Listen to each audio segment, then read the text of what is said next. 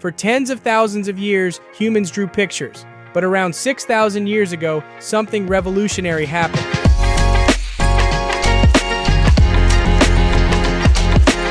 Those drawings became symbols, those symbols became systems, and writing turned memory into history. The first writing systems likely evolved from pictures, drawings that stood for ideas. But to truly become writing, symbols needed rules, standardized characters, agreed-upon meanings, and grammar.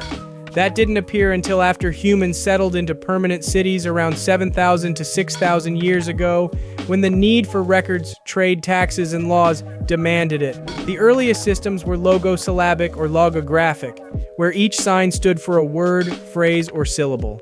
Over time, they grew simpler and more abstract, and eventually alphabet systems appeared, far easier to learn and spread. Today, most of the world uses alphabets except in East Asia, where ancient logosyllabic traditions still survive in Chinese and Japanese writing. The oldest known writing system is Cuneiform, created by the Sumerians in Mesopotamia about 5,500 years ago. It began as pictures, then evolved into wedge-shaped impressions pressed into clay tablets. Cuneiform lasted more than 3,000 years through empires like the Akkadians and Babylonians, the longest-running writing system in human history. Over 500,000 tablets have been discovered. Not long after, Egypt developed its own system, hieroglyphics, about 5,200 years ago. Unlike Cuneiform's clay, Egyptians wrote on papyrus, carving sacred texts into temples and tombs.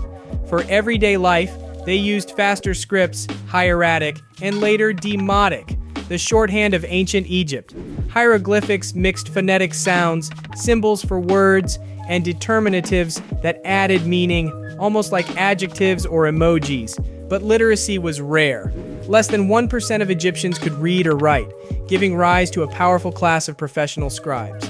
Every medium since, from paper to pixels, traces back to this first great invention, the written word.